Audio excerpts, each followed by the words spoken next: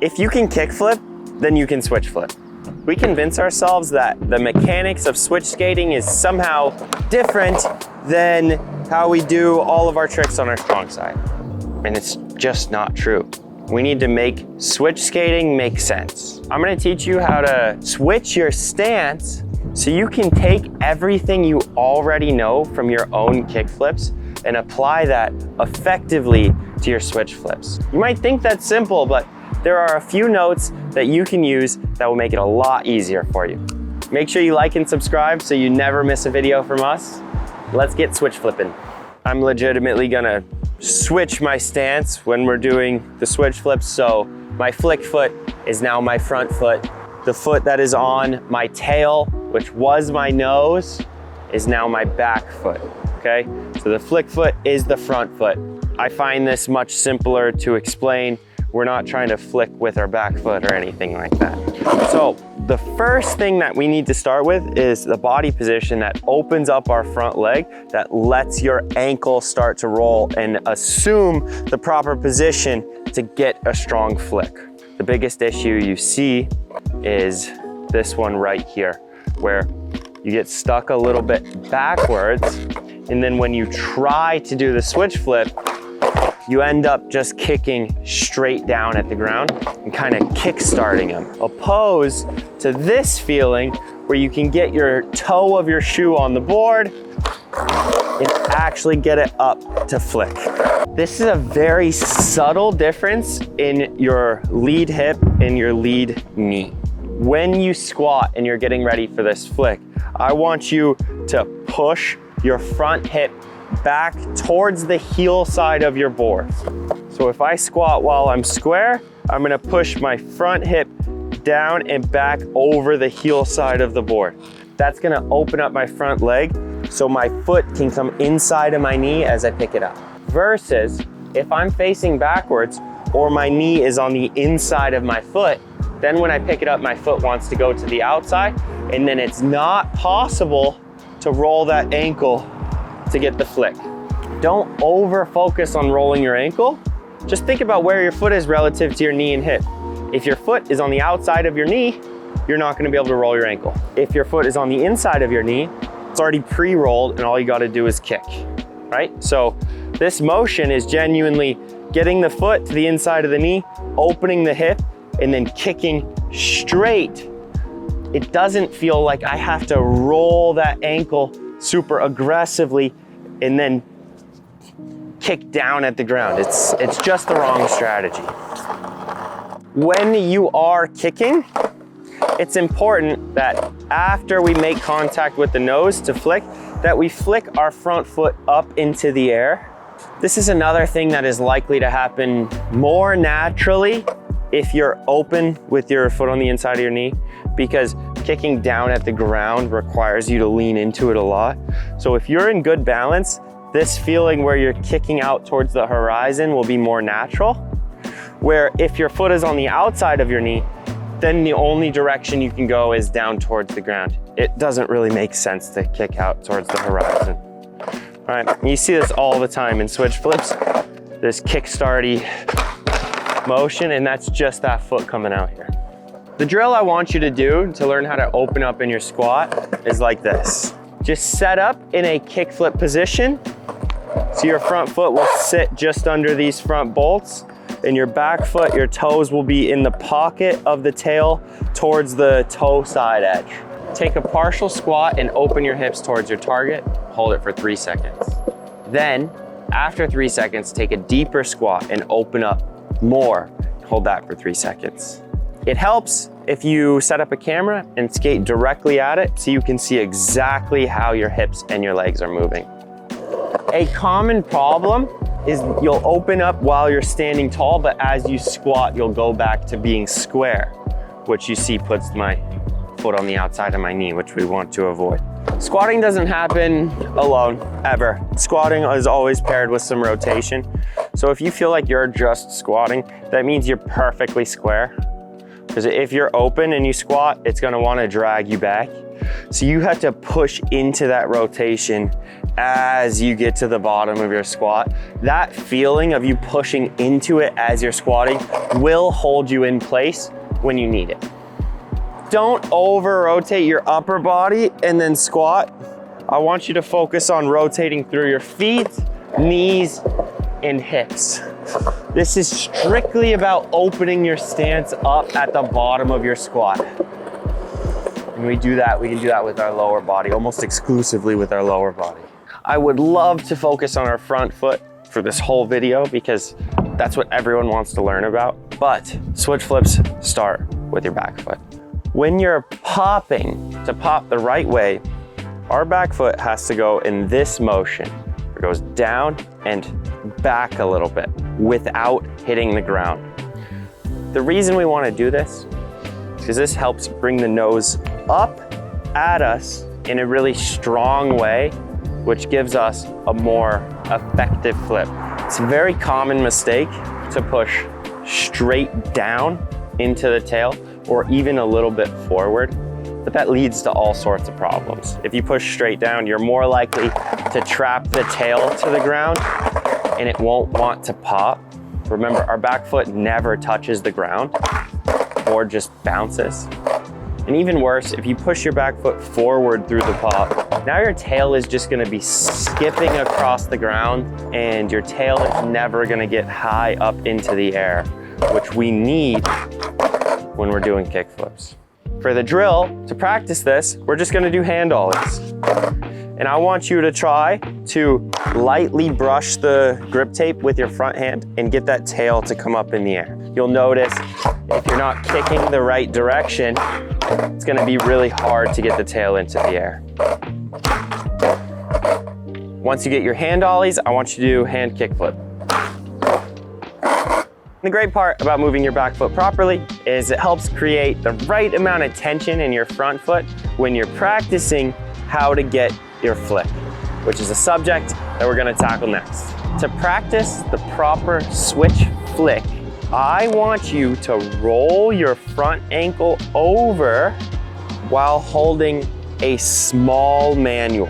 What I mean by small manual is your front wheels are gonna be close to the ground, not all the way up here, right? At first, you might have to pick the nose up all the way to find that tension where your foot finally rolls over.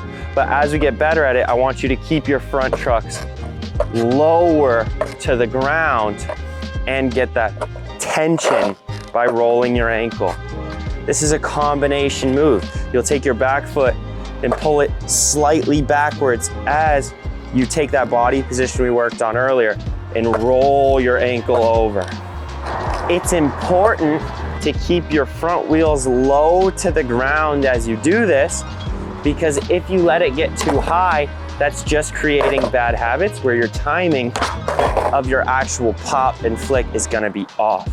We wanna create that tension on the ground so it's very easy to flick when it's time. To practice this as a drill, do it 5 times straight where you can get your front wheels at a similar height each attempt. So instead of one looking like that and then the next one the nose is all over the place, just get 5 in a row where you can comfortably roll that ankle in a manual and keep the nose at the same height every time. So now we have our body position, we have what to do with our back foot, we have what to do with our front foot, a few ways to practice all those things. Let's start putting them together. I want you to do a half flip without hitting your tail. This is how we know we have just the right amount of tension in all the right places. So you're gonna have to use your back foot backwards, you're gonna have to roll your front ankle, you'll have to take that open body position and try and flip it without hitting the tail. I was just trying a half flip, but when you get the tension the right way, that flick starts to happen pretty naturally. And you can see I'm pulling my back foot away and rolling that ankle and flicking through, using those together, not overly focused on jumping, hitting the tail, and kick-starting it. I think that over prioritizes trying to flip the board and ignores a lot of the important physics that make the board flip. So I just want you guys to focus on the right things and be patient. And as you get better and more comfortable, you can start jumping higher and flicking a little bit stronger.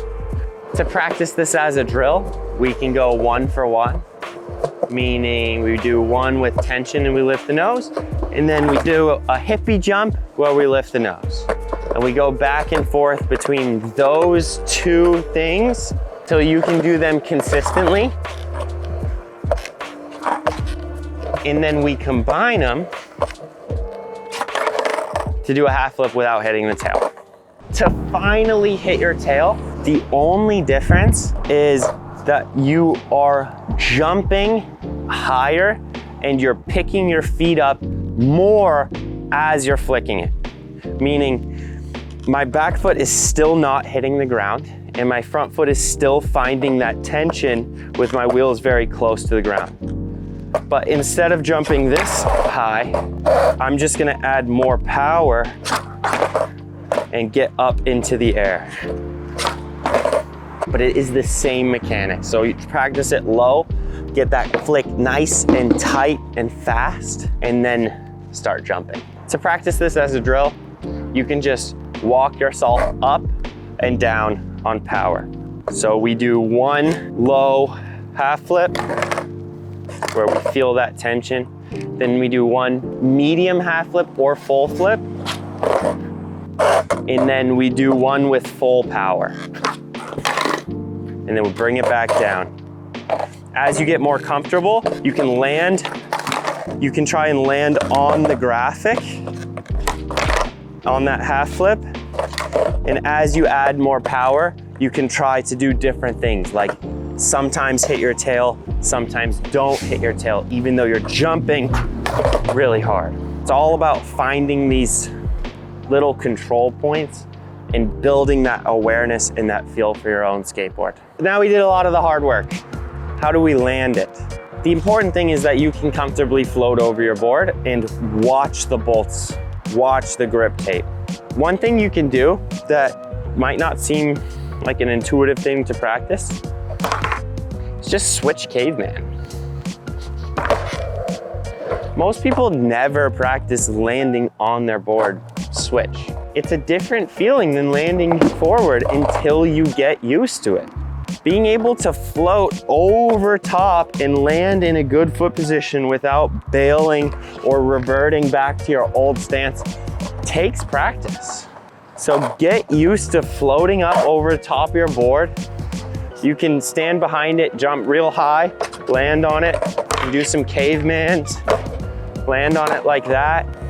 All these things so you can get used to landing facing the proper direction. You're watching this video because you're struggling with switch flips or with skateboarding in some sense. So please avoid, when you're landing, just don't revert back to your old stance. It's not gonna help you long term. Just put in the time necessary to get more comfortable and switch. Practice your switch landings and practice staying open and getting those legs to work in your new stance.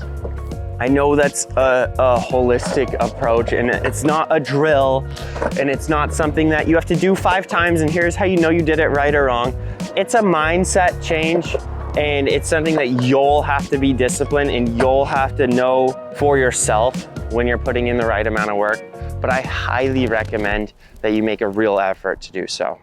Those are the skills required to do switch flips. If you can do everything that we did up until this point, it's just up to you to put it together and to trust the mechanics that that's what you need to do to make it flip. It's very easy to slip into bad habits once you want to land it.